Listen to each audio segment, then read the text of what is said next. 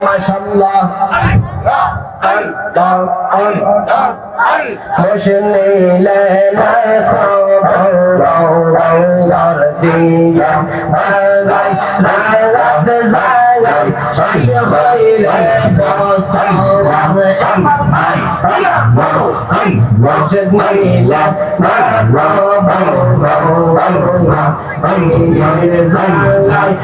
মুশনিলে শেষ হইলে বসওয়ার মারহাবা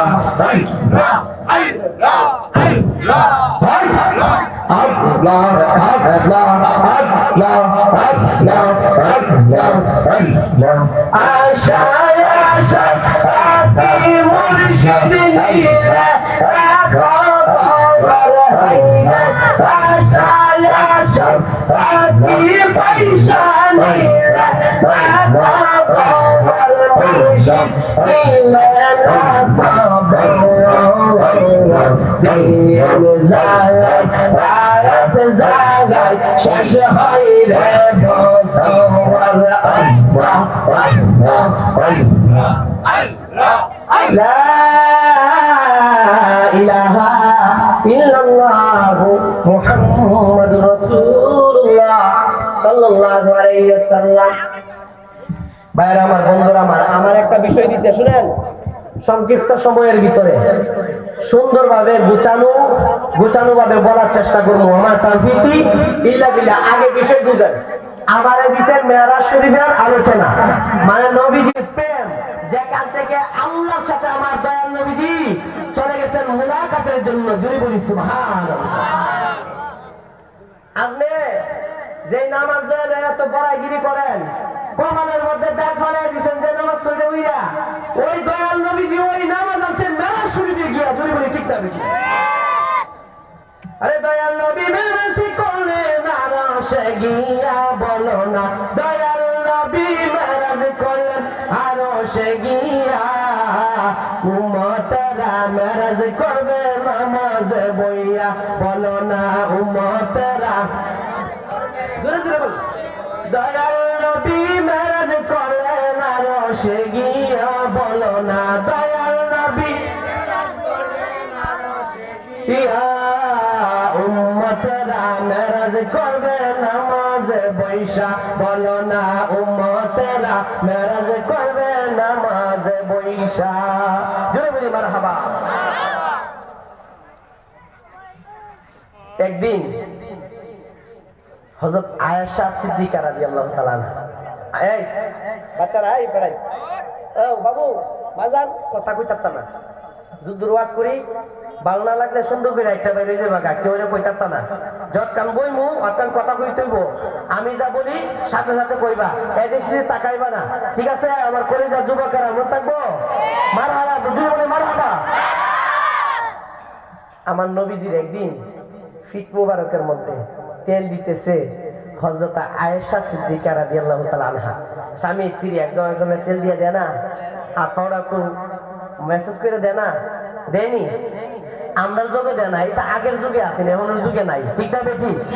যদি এই ওয়াজও যাই সকালে উঠতে বেরিয়ে করবো, এত টাকা পয়সা দিয়ে বক্তা আনছে, আমরা রেগাইলে গেছে না গো মাই, তোমরা রেগাইলেই না, তোমরা এমন পর্দা নিয়ে হইছো গো মাই। এখন রাত্রেবেলা জামাই ঘুরে তাহে কাম কাজে করতে করতে মাথার গাম খায় ফেলায়, ওই জামাই বাইরে তাহে কাম করা, আর তুমি ঘুমায় তাহো সকাল 8টার সময় ঘুম থেকে উঠো, আর তোমার জামাই ফজরের মধ্যে কামও যায়, ঠিক না বেঠি? তুমি যেমন পর্দা নিয়ে হইছো, সব কাজ বাড়াইতে পারে, তুমি বড় বয়ে বয়ে ভাত খাও, ট্যাঙ্গের উপর ভাড় তুললা। জুড়ে বলি ঠিক না বেঠি? যত কথাই কক এটাই সত্য, ঠিক না বেঠি? বাজান ঠিক নেই কথা, এটাই চলে। আর আয়েশা সিদ্দিকা আমার নবীজির তেল দেয়, নবীজির একজন কলিজার সঙ্গী, নবীজির মহব্বতের সাথী, নবীজির নিদানের সময়, নবীজির কষ্টের মুহূর্তে নবীজিকে বেশি ভালোবাসা দিছে, নবীজির আশিক, নবীজির প্রাণ, নবীজির কলিজা, তার নাম হচ্ছে হযরত খাদিজাতুল কুবরা রাদিয়াল্লাহু তাআলা আনহা। যদি বলি নবীজির এশক মহব্বত ভালোবাসা কেমন দিছেন, সারা রাত বাজান শেষ হয়ে যাবে। ইন্তেকালের আগে কয়লাই, একটু কয়লাই, ইন্তেকালের আগে খাদিজা কয়, ইয়া রাসূলুল্লাহ উরাতের মধ্যে জামাই বউ একজন একজনের উরাতের মধ্যে মাথাটা রাইখে কইতাছে, ইয়া রাসূলুল্লাহ, ভাই একটু একটু কমবো ভাই, মানে একটু কমবো, একটু হালকা, বেশি না,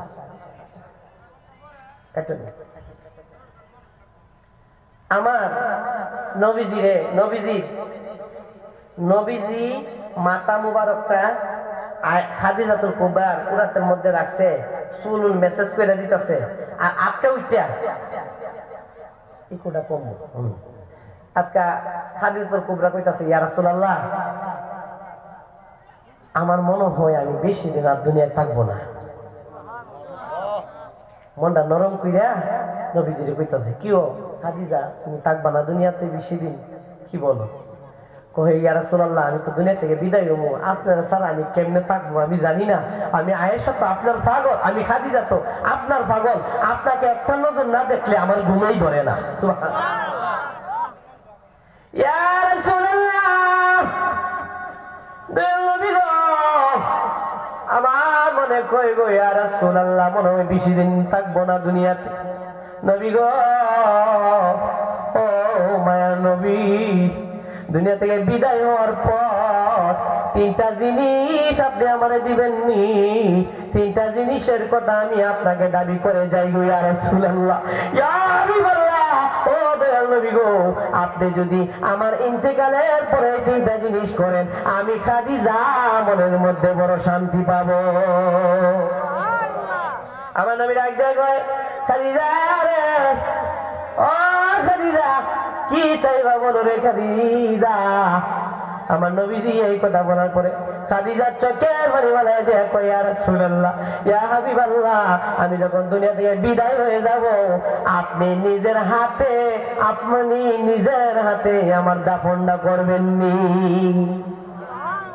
জোরে বলি না সুবহানাল্লাহ।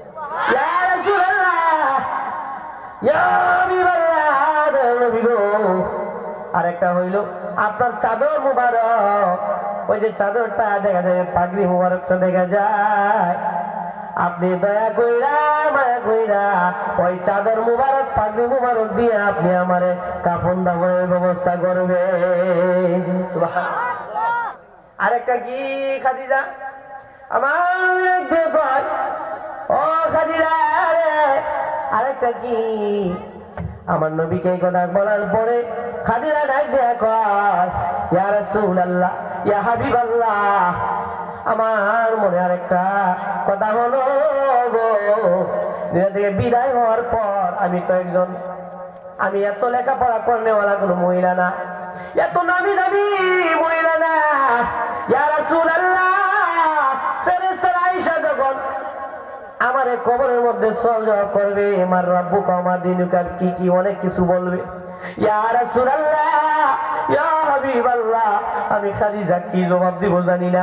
ওই সময় যদি আপনি দাঁড়ায়া আমি খাদিজারে ওই ফেরেশতাদের সওয়ালের জবাব যদি দিতে পারেন, ইয়া রাসূলুল্লাহ, আমার মনে বড় শান্তি লাগবে।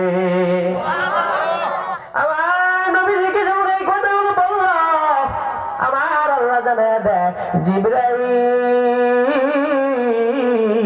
যার জিবরাইল তাড়াতাড়ি আমার নবীজির জানায় দেয়, খাদিজাতুল কুবরার সওয়ালের জবাব আমার নবী দিতে হবে না, আমি আল্লাহ কুদরতান খাদিজাতুল কুবরার সওয়ালের জবাব দিয়ে দিব। যদি বলি সুবহানাল্লাহ।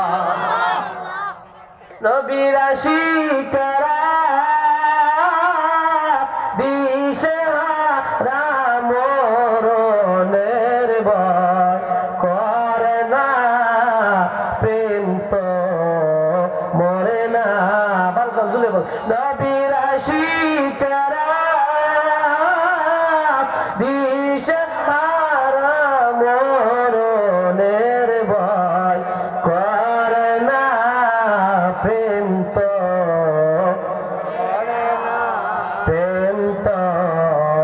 মরে না। প্রিয় বন্ধু, আমার মায়ার নবীজি রে একদিন তেল মালিশ করে দেয় হযরতে আয়েশা, মনে আসেনি? মনে আছে? পয়েন্ট করুন, খেয়াল করে ধরুন। তেল দিতেছে, নবীজিকে আরাম দিচ্ছে হযরতে আয়েশা সিদ্দিকা রাদিয়াল্লাহু তাআলা আনহা। ফিরের মধ্যে হাত দিয়া কয়, ইয়া রাসূলুল্লাহ, এত বড় এত কালো একটা দাগ, ইয়া রাসূলুল্লাহ, ওই দাগটা আপনি কই থেকে পাইছিলেন? কে আপনার এত কষ্ট দিছে? আল্লাহ।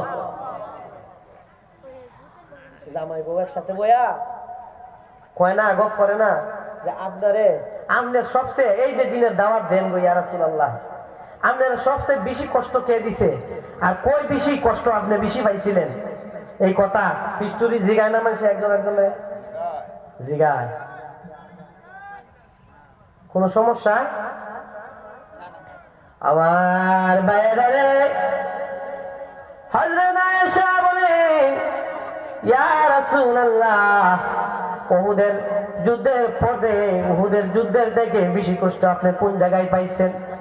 আমার নবীজি রাগে কয়, ও আয়েশা গো, সবচেয়ে বেশি কষ্ট পাইছি আমি, আর সবচেয়ে বেশি কষ্ট পেয়েছি আমি আরবদেরকে যখন দিনে দাওয়াত দিয়ে আমি যখন তাইফের ময়দানে গেছি, ওই তাইফের ময়দানে সবচেয়ে বেশি কষ্ট আমি পেয়েছি। রাসূলুল্লাহ, তাইফে বেশি কষ্ট পাইছেন আপনি? কেমনে শুনেন। আমার মায়া নবী রাহমাতাল লিল আলামিন দিনে দাওয়াত দেওয়ার জন্য তাইফের ময়দানে চলে গেছে। ছোট ছোট বাচ্চারা আমার দয়াল নবীজিরে কঙ্কর দিয়ে ইটা দেয়, আমার নবীজিরে আঘাত করে, যুবকদেরকে বেড়াই দিছে আমার মায়ার নবীজিরে আঘাত করে দেওয়ার জন্য। আমার নবী চোখের পানি বানায় দিছে, যারে যা হয়ে আমার নবী কান্না শুরু করে দিছে। নবীজির পালক পুত্র যায়েদ বিন হারিসা দেখো, আব্বা গো, ইয়া রাসূলুল্লাহ, ইয়া হাবিবাল্লাহ, এত কষ্ট কেন গো আপনি করতেছেন? আমার তো কষ্ট সহ্য হয় না। ইয়া রাসূলুল্লাহ, ইয়া হাবিবাল্লাহ, এত কষ্ট আপনি যে করতেছেন আমার সহ্য হচ্ছে না। আমার দয়াল নবীজিরে কোলে নিয়া একটা বাগানের মধ্যে নিয়ে আমার নবীজিরে শোয়া দিছে। বাইরে আমার বন্ধুরা, আমার রক্ত মুবারক বায়া বায়া বায়া বায়া আমার নবীজি বায়া বায়া যখন জমিনে পড়তে চায়, আমার নবীজি নিজের হাত মোবারক দিয়া রক্তগুলো আবার নিজের শরীরের মধ্যে মেখে দেয়। তবু জমিনের মধ্যে এই রক্তটা করবার লাগিয়ে দিছে না কেন রে? মায়ার নবী, দয়াল নবী গো, নবী আপনি আমার জীবনের জীবন, দয়াল নবী, প্রাণের নবী গো, নবী আপনি জীবনের জীবন। আমার নবীরা একদিন কয়, ও তুই আমার শুনে রক্ত মরণ নিচে নামাতে দেই না, কারণ আমি দয়াল নবীজি রক্ত মুবারক যদি জমিনে পড়ে, কিয়ামত পর্যন্ত জমিনের মধ্যে ভালো ফলন হবে না। ওই সময় কিছু মানুষে আমার নবীজিরে আঘাত দিয়ে কয়েকটা কথা কইছিল, এই মুহাম্মদ, খুব আঘাত দিয়ে নবীজির কথাটা কইছিল, এই মুহাম্মদ, তুমি যারে ভালোবাসো, তোমার আল্লাহ তোমার প্রতি একটু মায়া নাই, দয়া নাই। যদি মায়া থাকতো, দয়া থাকতো, তাহলে তোমার রক্ত বাহির হইয়া জমিনের মধ্যে পড়ে তোমার আল্লাহ তো কিছু একটা করতো, ঠিক না বেটি? কিছু একটা করতো। ওই সময় এরকম হয় না, দিন রাত 24 ঘন্টা ফুটায়, দিনে রাতে পরিশ্রম করে বাবার লাগিয়া কষ্ট করে কাজ করে, বাপের কাছে টেহারা দেয়, রাত্রে ঘুমানোর সময় বাবা একটা ডাকও দেয় না, কিরে ভূত আজকে বেশি কষ্ট হয়েছে। এই কথাটা যদি না জিগায় ফুটটার মনে একটা কষ্ট লাগে না? লাগবো নি? 24 ঘন্টা ফুলারে দিয়ে কাম করান, রাত্রে বেলা ফুটটারে 10টা টেহা দেন না, তারে কিছু খরচের টেহা দেন না, কষ্ট লাগতো না? একটা কাফেরে কইতাছে, মুহাম্মদ, তুমি যে আল্লাহরে ভালোবাসো, এত ভালোবাসা দেও, এত মহব্বত করো, নিজে খায়া না খায়া দিনের দাওয়াত দেও, তোমার আল্লাহ দিলি তোমার কিছুই কয় না, জিগায় না, একটা ভালোবাসাও দেয় না, তোমার কি, তোমার জন্য কি একটু তার মায়া নাই? নবীজিকে এই কথা যখন দিতাছে, এই ধরনের কথা যখন নবীজিরে বলতেছে, নবীজির মনে আঘাত লাগলো, কি আল্লাহ তো জিগাইতে পারতো আমারে, হাবিব এত কষ্ট করতেছেন, যাক একটু কষ্টটা কম করেন। এই কথাটা জিজ্ঞাসা ইসলাম নবীজির মনের মধ্যে অনেক বড় একটা আঘাত লেগে গেছে। আল্লাহ ডাক দিয়া কয়, জিবরাইল যারে আমার নবীর মনের মধ্যে আজকের আগুন জ্বলে গেছে, যা জিবরাইল তাড়াতাড়ি যা নবীজিরে জানায় দাও আমার নবী যেন কোনো কষ্ট মনে না নেয়। আমি আল্লাহ বলতেছি ওই কষ্ট দূর করার জন্য আমার নবীজিরে আমি মেরাজে নিয়ে যাব। ওইখান থেকে একটা প্রেম থেকে বুঝাচ্ছে হাবিব রেজা কও আমার নবীজি রেজা কও কোনো কষ্ট নিত না। আমার নবীজিরে আমি মেরাজে আনবো, এমন জায়গায় নিব যেই জায়গায় যাওয়ার পর আমার নবীজি মন খুইলে আমার সাথে বলবো, আর আমি আমার নবীজির সমস্ত পূরণগুলো আমি আমার নবীজির সমস্ত পূরণ আশাগুলো আমি আল্লাহ কবুল করে নিব। জুড়ে বলিস এক রাত্রে আমার নবীজি আগের থেকে বলে দিচ্ছে হাবিব আপনারা মেরাজ যাবেন। এক রাত্রে আমার নবীজি ঘুমন্তেছিলেন উম্মে হানি ঘরে। এক রাত্রে দয়াল নবী ছিলেন উম্মে হানির ঘরে। জিবরাইল আমিনে নবীজিকে বলে বিনয় করে, সুবহানাল্লাহ। নবীজিকে বলতেছে ইয়া রাসূলুল্লাহ ইয়া হাবিবাল্লাহ, আপনার আল্লাহ আপনারে বলছেন আপনাকে মেরাজ শরীফে যাওয়ার জন্য নেওয়ার জন্য। যদি বলি সুবহানাল্লাহ। মেরাজের ঘটনা আমি একটা কথা বলি শুনেন, মেরাজের ঘটনা সব জায়গায় সচরাচর হয় না। কারণ কি জানেন, যে মেরাজ শরীফে সঠিক দিল মন দিয়া অনুধাবন করছে এই মেরাজের মধ্যে আমার নবীজির শান পাওয়া যায়, ঠিক না বেটি? মেরাজ শরীফের মধ্যে আল্লাহ শান পাওয়া যায়। মেরাজ শরীফের মধ্যে আলিমুল গায়ব ইলমে গায়বের আলোচনা করা হয়, ঠিক না বেটি? এই মেরাজ শরীফের মধ্যে বর্তমান যুগের বড় বড় আলেমরা কয় মেরাজের কোনো নামাজ নাই, মেরাজের কোনো রোজা নাই, মেরাজিদের নফল ইবাদত, এই কথা বইলে বইলা মেরাজ শরীফের আলোচনা করে না, মেরাজে বন্ধ করে দিতে চাই, ঠিক না বেটি? আমি বলি মেরাজ এমন একটা অধ্যায়, এমন একটা চ্যাপ্টার, এমন একটা অধ্যায় যেই মেরাজের মধ্যে ইলমে গায়বের আলোচনা হয়, ঠিক না বেটি? এই মেরাজ শরীফের আলোচনার মধ্যে নূরের আলোচনা করা হয়, ঠিক না বেটি? এই মেরাজ শরীফের মধ্যে আমার দয়াল নবীর ওরা বাদা আলাকা যিকরাত নবীজির শানের আলোচনা করা হয়। যদি মেরাজের আলোচনা করতে হয় ইলমে গায়বের আলোচনা আসবে, মেরাজের আলোচনা করলে নূরের আলোচনা করবে। এই কারণে আমরা কুত্তা মোল্লারা এই আলোচনা করে না, ঠিক না বেটি? নূরের আলোচনায় আইনি ওই যে জিবরাইল আমিন গেছিল না, সব কিছু শেষ দিয়া জিবরাইল আমিন আমার নবীজি টান দেয় কিরে জিবরাইল আয়ো প্রুফে যাই। জিবরাইল আমিনে কি কইছিল, ইয়া রাসূলুল্লাহ সামনে আর যাইতাম না, আমার শৈশব নূরের এই যে এই পাকা আছে এইটা জৈলা পুরা চার হয়ে যাইব, ঠিক না বেটি? এবার বুঝেন আমার নবী কেমন নূর, আমার নবী কেমন নূর। জিবরাইল আমিনের নূর যেই জায়গা যায় জৈলা জায়গা, ওই নূর আমার নবীকে নিয়ে যায় আরশে মুআল্লায়। জুড়ে বলি ঠিক না বেটি? এই আলোচনা করলে তো নবীর নূর কোয়া লাগবো। আপনার মসজিদের ইমাম এই আলোচনা করবো? করতো না তো, এই আলোচনা করতো না। আমার নবীজি চলে গেছেন আল্লাহর কাছে, ওই জায়গা গেলে তো আল্লাহর সাথে উনি কি আলোচনা করছেন খালি দেখো। মেরাজ আর কিছু নাই, মেরাজ গিয়ে আমার নবীজি কি আনছে, নামাজ আনছে। নামাজ এই যে উনি আনছে, এটা তো আনছই বেড়া নামাজ দোপরের বিষয়, আগে তো নবীর সাথে আল্লাহ প্রেম করছে, ঠিক না বেটি? একদিন জিবরাইল আমিন বলতেছে ইয়া রাসূলুল্লাহ ইয়া হাবিবাল্লাহ, আল্লাহ বলছে আপনার সাক্ষাৎ করার জন্য। কিভাবে? আল্লাহ কোরআন শরীফের মধ্যে বলছেন শুনেন, মেরাজকে যদি কেউ অস্বীকার করে, শুধু মুসলমান না, যে কোনো প্রাণী যে কোনো মানুষ মেরাজ শরীফকে অস্বীকার করলে 100% সে কাফের হয়ে যাবে, ঠিক না বেটি? এটা আমার কথা না, আল্লাহ কোরআনে মেরাজের কথা বলছেন। সুবহানাল্লাযী আসরা বিআবদিহি লাইলান মিনাল মাসজিদিল হারাম।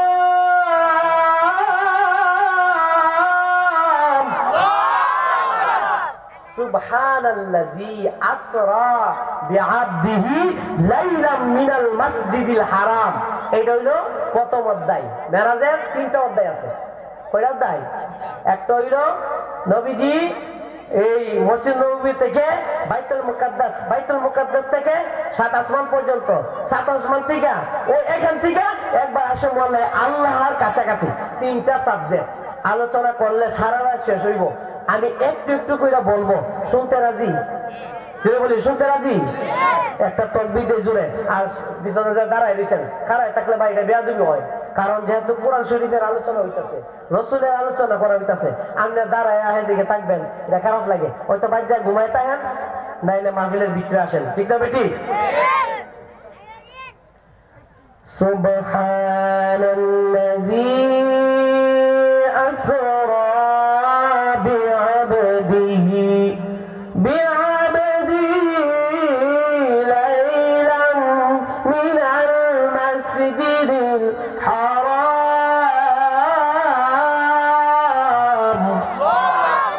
এতটুকুই থাকি। মেরাজের ঘটনারে আল্লাহ কইতাছে সুবহান, মানে আশ্চর্য। আল্লাহর কাছে যেটা আশ্চর্য, আমাদের কাছে কি হইতে পারে? অনেক আশ্চর্য। ঠিক না বেটি? আশ্চর্য হওয়ারই কথা, আশ্চর্য হওয়ারই কথা। কারণ তার কাছে আশ্চর্য না হইতে পারে, কারণ তার কাছে আমার নবী মারি, মারির নবীর লেগে আশ্চর্য না, নূরের আলোচনার জন্য, নূরের নবীর জন্য যে আলোচনাটা আল্লাহ করছেন, এটা অবশ্যই আশ্চর্যজনক। ঠিক না বেটি? সুবহানাল্লাযী আসরা বিআবদিহি লাইলাম মিনাল মাসজিদিল হারাম। আল্লাহ বলতেছে ওই যে মেরাজের ঘটনাটা, এইটা এত আশ্চর্য, এত আশ্চর্য যে এইটা আশ্চর্য হওয়ারই কথা। কারণ কি? এই জায়গার মধ্যে আরেকটা শব্দ বলছেন, আবদিহি। আল্লাহ তাআলা ওনার বান্দাকে দিয়ে ইসরা বা ভ্রমণ বা মেরাজ করিয়েছেন। সুবহানাল্লাহ। একদিকটা নবীজির শানে মাহবুবিয়ত আলোচনা করতেছেন, আরেক দিক দিয়ে আমার নবীজিকে আবদিয়ত, শানে আবদিয়তের বিষয়টা ওই জায়গার মধ্যে বুঝাইতেছেন। সুবহানাল্লাহ। আবদিয়ত কি? শানে আবদিয়ত মানে আমরা বান্দা, আমরা মানুষরা, আমরা পাঁচ ওয়াক্ত নামাজ ফরজ, রোজা ফরজ, এই জাতীয় যতগুলো কাজ আছে বান্দার উপর, এই বান্দার উপর যেগুলো কাজ করা যায়, ওই কাজগুলো আল্লাহ তাআলা নবীজির উপরে দিবেন কর্তব্য কইরা। সুবহানাল্লাহ বলছেন। এই কারণে নবীজির শানে আবদিয়ত বুঝাইলো। নবীজিকে আল্লাহ আব্দুল বলতেছে। আরো রহস্য আছে এই জায়গা। কারণ আগের যুগের মানুষে তারা নবীর আগে কাউরে আল্লাহর ফুট বানাই দিয়েছে। ঠিক না বেটি? বানাইছিনি? কাউরে ওই আল্লাহর জিফুদান বানাই লাইছে। এই ধরনের কাজ যেন আমার নবীজির সাথে এই ধরনের শিরক যেন না করতে পারে। বিষয়টা বুঝছেন? শিরিক যত আমার নবীজির সাথে আল্লাহর শান আর নবীজির শান দুইটা একাকার করে যেন শিরিক না করতে পারে, এই কারণে আল্লাহ বুঝাইছে দুনিয়ার মানুষ, আগের যুগের মানুষ অন্যান্য নবীরা আল্লাহর ফুট বানায় লাইছে, আল্লাহই বানায় লাইছে। তোমরা যে তো নবীজির শান বলতে বলতে আল্লাহর স্তরে যেন নবীজিরে না করতে পারো, এই কারণে আল্লাহ আল্লাহ, নবী নবী, এটা পার্থক্য করার জন্য আব্দুল শব্দ ব্যবহার করে দিছে। সুবহানাল্লাহ। তারা কয় কি আমরা নবীজি, এটা কিন্তু মেরাজের আলোচনা থেকে বলতেছি, কয় কি আমরা বলে নবীজি শান বাড়াইতে পারেন, আল্লাহ রুসুল তিল্লাই নাউজুবিল্লাহ বলছো। আরে বাবা, আল্লাহ তো আল্লাহ, নবীজ নবী, নবীজি খালিক, সরি নবীজি মাখলুক, আল্লাহ খালিক। ঠিক না বেটি? ঠিক না বেটি? আল্লাহ তো আল্লাহ, আল্লাহ হচ্ছে আরেকজন নিজে নিজে বেমিসাল, আরেকজনকে বানানো হয়েছে বেমিসাল। সুবহানাল্লাহ। আল্লাহর কোন মিসাল আছে? মাকাম আছে? বিষয়টা বুঝেন। আল্লাহ এবং রাসূলের এই জায়গার মধ্যে কিন্তু নবীজির শান মান, নবীজির শানে আবদিয়ত, নবীজির শানে মাহবুবিয়ত বুঝাইতেছে। আমরা আহলে সুন্নাত ওয়াল জামাতের মানুষেরা নবীজিকে শানে মাহবুবিয়ত, নবীজির শানে মাহবুবিয়ত এটাকেও আমরা মানি, নবীজির শান মানো মানি, নবীজির শানে আবদিয়ত এটাও মানি। ঠিক না বেটি? কিছু মানুষ আছে নবীজির শানে মাহবুবিয়ত প্রচার করে না, বিশ্বাস করে, কিন্তু আবদিয়ত, নবীজির উপরে নামাজ রোজা এগুলো প্রচার করে। এরা হচ্ছে খারিজি। আর যারা আমার নবীজির শানে মাহবুবিয়ত মানে, শানে আবদিয়ত মানে, তারা হচ্ছে সুন্নি আহলে সুন্নাত ওয়াল জামাতের লোক। ঠিক না বেটি? আমরা বলে নবীজির গুণগান গাইতে গাইতে আল্লাহর প্রতি লালাই, এই কথাটাই শিরিক। এটা কথা হেরাই বার করে, আমরা বাড়ি করি না, ঠিক না বেঠিক? লা ইলাহা ইল্লাল্লাহ বলে দে একটু, লা ইলাহা ইল্লাল্লাহ মুহাম্মাদুর রাসূলুল্লাহ। আহলি হাদিসের বাচ্চারা বলে এইটা নাকি শিরিক। কি লিগা? আল্লাহর সাথে নবীর নাম লাগাই দিছে। এই লিগা বিভিন্ন জায়গার মধ্যে আহলি হাদিসের কিছু গুন্ডা বান্ডা আছে, তারা মসজিদের মধ্যে আমি দেখছি একটা ভিডিওর মধ্যে বলতেছে লা ইলাহা ইল্লাল্লাহ শুধু আছে, মুহাম্মাদুর রাসূলুল্লাহ নাই। এতদিন পরে একটা আহলি হাদিসের ভালো একটা শিরিক সারা, শিরিক মুক্ত একটা মসজিদ পাইছি। নাউজুবিল্লাহ। এটা বলে শিরিক সারা। আরে ব্যাকরণের গোষ্ঠী, লা ইলাহা ইল্লাল্লাহ মুহাম্মাদুর রাসূলুল্লাহ এটা কলমা না? কলমা নেই। আমরা লা ইলাহা বাদ হই দিলাম, লা ইলাহার লগে মুহাম্মাদুর রাসূলুল্লাহ লাগাইলে শিরিক হয়। শুনেন, লা ইলাহার লগে মুহাম্মাদুর রাসূলুল্লাহ লাগাইলে যদি শিরিক হয় তাহলে লা ইলাহা বাদ হই দিলাম। মুহাম্মাদুর রাসূলুল্লাহর মধ্যে তো আল্লাহ আছে। রাসূলুল্লাহ, রাসূল মুহাম্মদ, রাসূলুল্লাহ এই জায়গার মধ্যে তো আল্লাহর আগে রাসূল, রাসূলের আগে মুহাম্মদ আসেনি? তো তোরা যদি ইয়া রাসূলুল্লাহ কস, ওই সময় ইরাও বাদ দে, ঠিক আছে? ঠিক বেঈমানের দলেরা, বেঈমানের গোষ্ঠীরা, তোমরা যারা লা ইলাহা ইল্লাল্লাহ মুহাম্মাদুর রাসূলুল্লাহর মধ্যে শিরকের গন্ধ খুঁজতে চাও, তোমাদেরকে বলে রাখি কোনদিন এই কলিমা পড়ার দরকার নাই। এই কলিমা পড়বা না তো বেঈমান হয়ে মারা যাইবা, ঠিক না? কথাবার্তা কোন রকম টের পাও না। আমার নবীজির শান দেখলেই এই শুনো, সবাইকে আমি চ্যালেঞ্জ করে বলতে চাই, আল্লাহর শানের জন্য, আল্লাহর শান প্রচার করার জন্য নিজের জন্য আল্লাহ একটা সূরাই বানিয়ে দিছে, দুনিয়ার মানুষে বুঝাই দিছে। আমার নবীর শানের জন্য একটা সূরা আমি একটা কোরআনের মধ্যে একটা সূরা নাযিল করেছি। আমি আল্লাহর শান বোঝানোর জন্য একটা সূরা আমি নাযিল করেছি। আমি আল্লাহর শান বোঝানোর জন্য যে সূরাটা আমি কোরআনের মধ্যে নাযিল করেছি সেটা হচ্ছে কুল হুয়াল্লাহ সূরা, সূরা ইখলাস। সুবহানাল্লাহ। আমার নবীজির শান মর্তবা বোঝানোর জন্য কোরআনের মধ্যে একটা সূরা আল্লাহ নাযিল করছে। এই সূরাটা হচ্ছে ইন্না আতাইনা সূরা, সূরা কাউসার জুড়ে বলি, ঠিক না বেঠিক? আলাদা আলাদা সত্তা, নবীজি এক সত্তা, আল্লাহ এক সত্তা। আমরা নবীর সাথে আল্লাহরে মিলাইতাম কেনে? আর একটা কথা কই শুনেন, আমার কিছু কথায় কিছু সুন্নিরা পর্যন্ত বেজার হয়, বুঝছেননি? বেশি বাদ ধরবা, শিরিক করবা, জাহান্নামের দিকে যাবা, ঠিক না বেঠিক? নবীর মাকামে একটা, আল্লাহর মাকামে একটা। আল্লাহ নবীর সাথে কোনো পার্থক্য নাই। নাউজুবিল্লাহ দি কই না? এই সুন্নি আমরা না, এবারে এই সুন্নি আমরা। মাজারে গিয়া দুইটা সেজদা দিলা বাবার পায়ে যায়, আর একটা টান মাইরা দিলা, এইটারে সুন্নিয়ত কয় না। আমার নবীজির আসবত, আমার নবীজির মহব্বত, নামাজ রোজা হজ যাকাত নবীজির তরিকায় মান্য হইব সুন্নি, নবীর তরিকা বাদ দিলে হইব বাতিল, ঠিক না বেঠিক?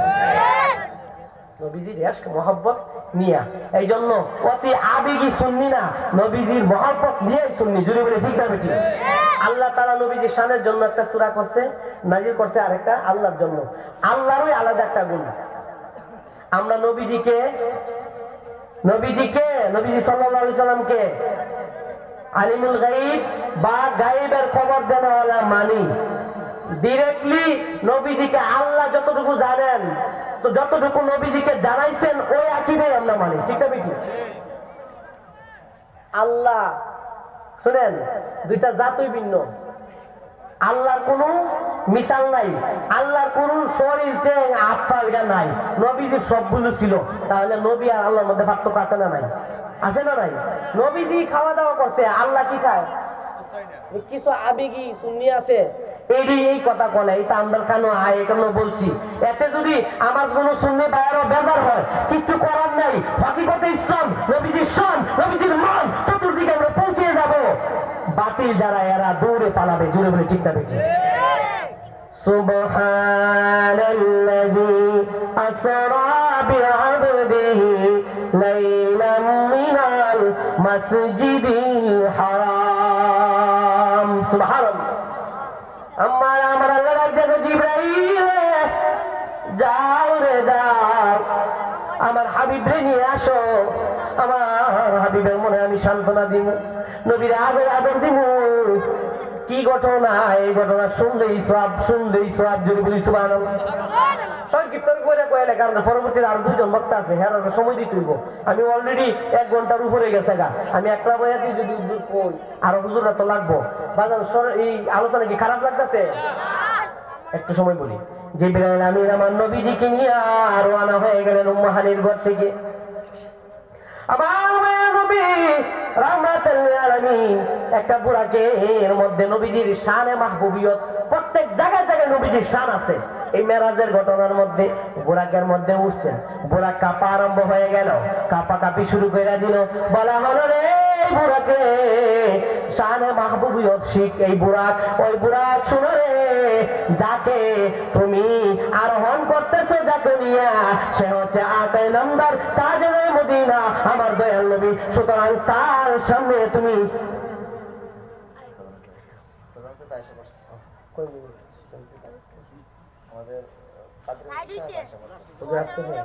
তাড়াতাড়ি নিয়ে আসেন। জিবরাইল আমিন নবীজিকে নিয়ে পথ চলছেন। বাজার শুনেন, মেরাজের নাকি নামাজ নাই, নামাজ পড়ানো যায় সারানো যায়, দুনিয়ার সবাই তো সারে, আপনি ধরবেন অসুবিধা আছে। আমার নবীজি রাহমাতুল লিল আলামিন জিবরাইল আমিন কয়, ও জিবরাইল রে, আল্লাহর সাথে সাক্ষাৎ করতে যাইমু, আল্লাহর অনুমতি নিয়ে নে, আল্লাহর কাছে একটু প্রার্থনা করে নে। আমার দয়াল নবী বসে নবীর মধ্যে 2 রাকাত নামাজ আদায় করলেন। এরা এই 2 রাকাত নামাজ দিয়ে মেরাজ শুরু হয়েছে। যারা বলে মেরাজের রাত্রে নামাজ নাই, আমার আকা নবী আমার মায়ার নবী 2 রাকাত নামাজ দিয়াই মেরাজ শুরু করছেন, ঠিক না বেঠি? আর একটু জায়গার মধ্যে গেছে আমার বন্ধুরা আমার, অনেক লম্বা ঘটনা। যেতে যেতে যেতে যেতে নবীজি মেরাজে আল্লাহ যেতে যেতে আল্লাহর সাথে মোলাকাত হয়ে গেছে। ওই জায়গায় গিয়া আমার মায়ার নবী আমাদের জন্য নামাজ হাদিয়া নিয়ে আসছে। জোরে বলি সুবহানাল্লাহ।